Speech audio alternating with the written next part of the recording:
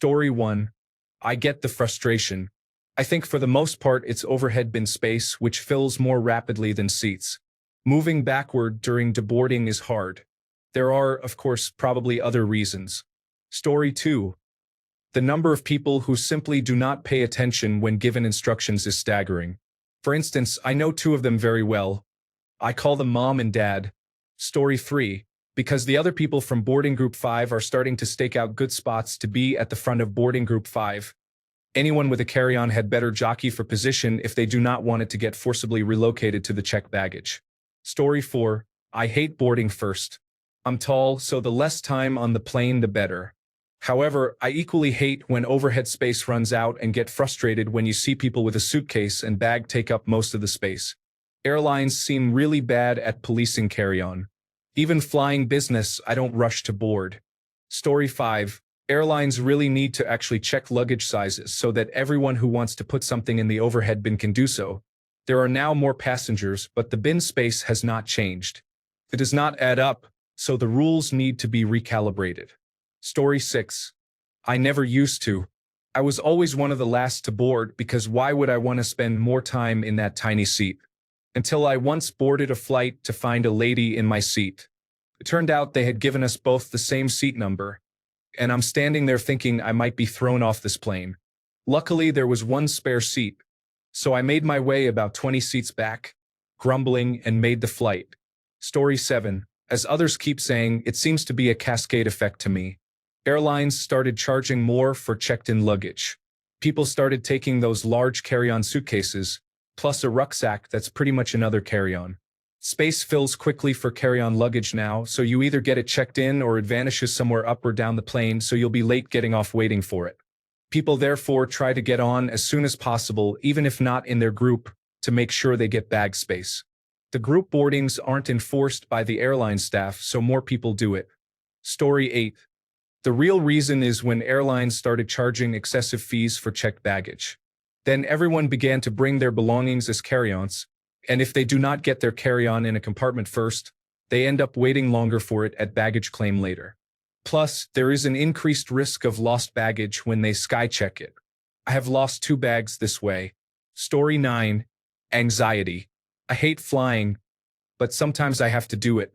I know it does nothing, and I make sure to stand back from the gate and line, but once boarding starts, I have an irrational feeling like I have to be up and standing. Story 10. My mom and dad do this. I don't understand why, but it gets on my nerves. My mom said that it makes the airport experience more comfortable because she gets anxious. Story 11. Last week on a flight, I was in group 3 to board, and I had a difficult time getting to the gate because of the people crowding the line. One guy absolutely refused to move, even with me loudly saying, "Excuse me." I could have gone a different path but was annoyed, so I just shoved past him. Story 12. Ugh. It is honestly so annoying. People in boarding group 5 who rush to queue up as soon as boarding starts just end up clogging the aisles and delaying things for everyone else. We all know it is going to take a while for your group to be called anyway, so why not relax and wait your turn? It is honestly just a way to feel like they are getting ahead, but it is kind of pointless and just makes the process more stressful for the rest of us. Story 13. Oh my wife needs to queue for the plane. I have no idea why. Despite my arguments regarding groups and how we're all getting our seats regardless of how we embark, she'd rather stand in the queue. Must be a British thing. Story 14. If you have a small child but not small enough to get priority boarding, and you wait near the check-in desk, they'll sometimes wave you forward before it's your turn. Also, this is unreasonable, so please don't do this, but I've seen it work too many times to count. Queue up with group 1, pretend you don't speak the language of instruction, and 9 times out of 10, they'll just board you because it's less of a delay than sending you back. Story 15. I don't care if I'm the last person to board. By then, most folks have settled in. I get to check my bag for free because the overhead is full. My seat is reserved, and I wait less for takeoff and a coffee. Win-win. Story 16. It's because airlines have it backwards. They should charge people for carry-ons, not for checked bags. That would free up overhead space and make people less anxious about queuing up. You should pay for the seat and the space above it. If you don't need the space above it, then someone else can pay for it. If you're not willing to pay for it, then you can wait at baggage claim. Story 17. Because I had never been on a plane as a solo adult before and didn't know how it worked, I saw everyone start queuing, so I joined in. Now I know for next time, though, I wanted to just sit and wait and be the last one on board, but I wasn't confident enough in knowing what was actually going on to do that yet, so I took the safest option. Story 18. On all airlines with assigned seating, I don't get the flipping point of boarding groups. It's maddening. Just board by consecutive rows. So easy. Story 19. Personally, I resent that planes board by fare class rather than by what's actually efficient for everyone. Most times, the gate attendants will just let you on even if you're a group or two early. Story 20. Because I don't deserve to risk losing or waiting for my tiny travel duffel because everyone else buys these huge roller suitcases that take up half the overhead compartment and calls them carry-ons. Story 21. I refuse to do anything related to boarding until there are just a few people left to scan their boarding passes. Then, I go to the bathroom, fill my water bottle, and walk halfway down the jetway before running into the line. Deplaning is the opposite. I refuse to look up from my book until the row in front of me is actively moving. Then, I'll get my things together and walk right out. It helps quite a lot to just have a small backpack to put under the seat and no roller bag. Story 22.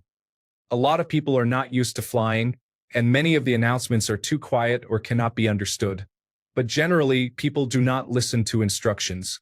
Story 23. How about the reverse? I used to wait until I was one of the last to board. I figured that the plane wasn't leaving any sooner, so why not reduce my time in the cramped tube? I kid you not, though, every time I did it, I would get the stink eye from the people in the seats next to mine.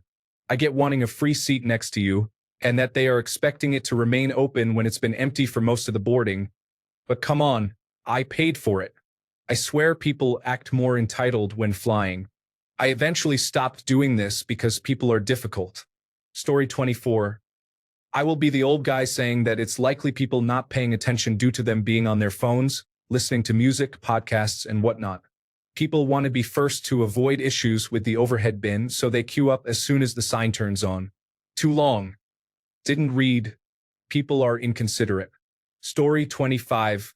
Anxiety. I think if I don't stand up and get ready, I will accidentally miss it because I get distracted. Or I won't be ready and will hold up my group. I don't stand in the way, though, if that's what you're getting at. Story 26. Flying has become unpleasant. Rude people, expensive cramped spaces. I am a petite 5'2" woman and I feel claustrophobic sitting in tiny seats. Each year, the spaces get tighter and tighter. I love how people block the gateway when they haven't been called, making boarding super inefficient. Story 27. I just thought that you actually called boarding group 8 because I am kind of drunk. I get anxiety while traveling, and sleeping through flights just makes it a bit easier. So, I walked up and realized that it wasn't my group yet. Now I'm awkwardly standing here. Story 28. If they don't get on that plane at that very moment, they might miss the dramatic finale of their carefully crafted story involving frantic emails, airport snacks, and more people staring at their boarding pass like it held the secret to happiness. They hear the boarding call like it's an executive decision, no risk, no safety zone. It's the little life choices that send waves of purpose through our abstract existence. Story 29. It's one of the reasons I avoid carry-on. People lose their minds when it comes to carry-on space. I 99% of the time don't require it, and a small bag plus checked luggage does just fine. Story 30. This is connected to standing up when the plane arrives. For many people, they just need to stand up because their back is in pain. Mostly because, in their youth, they didn't allow themselves to process emotional trauma, and that trauma went into their bones. Story 31. If I can get gate check, I will wait until the end to board. I have not been offered gate check on any of my flights over the past couple of years, so I wonder if airlines are getting rid of it. I absolutely do not want to wait an hour for baggage claim if I do not have to. Story 32.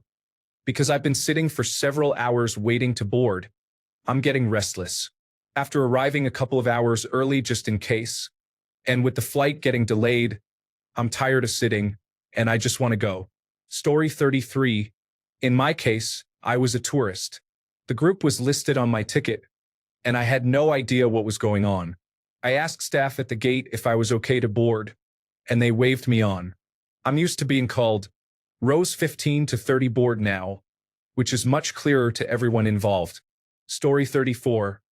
On my most recent international flight, one of the gate attendants was making people move back who weren't in the current boarding group. I was impressed. Story 35. Filling planes from front to back is the ridiculous part. It's just a recipe for a traffic jam. Being first on the plane just means you spend the maximum amount of time sitting on the plane, which is not a bonus unless you are in business class or first class. Story 36. I've always attributed it to inexperience. Those in the later boarding groups are less likely to be frequent flyers, so they take boarding starting as an indication they should get prepared, unaware that they're still 10 or more minutes from even getting in line. Story 37. Because nobody is going to tell them to sit down and wait, so they dive in to try not to get stuck with no overhead bin and a terrible middle seat. Story 38. I usually wait for my boarding group, or at least the one right before it. But if I've been sitting at the gate for a while and have a longer flight, sometimes I'll get up just to stretch my legs a bit. But to be fair, I'll stand back until called. Story 39. I never travel and tend to make this sort of mistake when I do because airports make me nervous and my brain responds to these procedures so infrequently. Story 40. My ex-wife did this. She got it from her dad. You have to be ready 10 minutes before anything happens. Neither one of them had nefarious intent. They just had to be ready. Story 41. Gate lice. It's like when you fly Southwest and people in Group B or Group C are standing around at the front of the line instead of waiting their turn. They think the gate agent is magically going to scream, "Boarding all groups now." Story 42. 2 reasons. 1. I am going to be sitting for hours. Time to stand before having to be crammed into a middle seat for hours. Hoping to be at the beginning of my group to snag some overhead space. Story 43. I don't get in the way of previous groups, but I do stand up and start paying attention because sometimes they suddenly go fast from one group to another and I don't want to slow everything down. I don't know why people get in line when it isn't their group. Story 44. Yes, I understand. People in boarding group 5 might queue early to get overhead bin space, avoid last-minute rush, or simply because they are eager to board the plane. Story 45. Because even though overhead bin space is for suitcases of 8 kilograms, you will have multiple inconsiderate people putting jackets in small bags. As a result, you don't have space to put your belongings. Sometimes they will tell people to take them down, but there was a case where I was forced to check in my bag just because people wanted to put extra items above. Story 46. The issue isn't just people bringing one carry-on. It's the ones who stuff the overhead bins with their one carry-on and their personal items, leaving no space for others. They feel entitled to extra overhead bin space to avoid using their underseat storage, cramping their legroom. Story 47. Probably a unique experience, but the last time I was at the Memphis airport, it was truly confusing. 2 planes were boarding around the same time. The airplane across the terminal was on Zone 3 while we were on the beginning tier for frequent flyer members. The other plane's announcements were a bit quieter, and they were using a different flight number. If you were paying attention, you could tell where we were, but I also fully understood the confusion. Story 48. I have a friend who does it as a self-regulation tool. They are able to calmly get seated and put in headphones before most of the noise starts. Good idea for anxious flyers, I think, unless they've called specific seats to board, of course. Story 49. Waiting in line is no different than waiting somewhere slightly different. Also, I am not a very experienced flyer and have a lot of social anxiety about it, so I just position myself to go as soon as I am able to. Story 50. I get up and in position as soon as boarding group 4 is called. It's not an excuse, but it's just that overhead cabin space is often taken by people not in your row, so. Story 51. Usually, one of my friends is in one of the earlier groups. I'll just follow him. Worst case, they tell me to wait until my group is called. Best case, they let me board despite queuing with the wrong boarding group. Story 52. I'm doing it wrong. I check my bag and travel with only my backpack.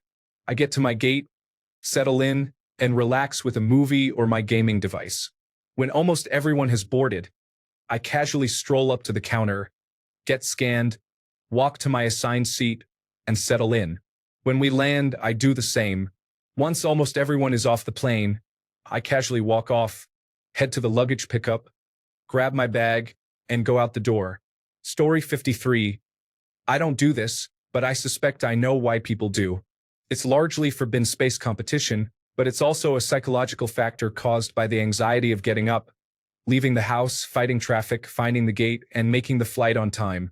People are psychologically weak and display their anxieties with their behaviors.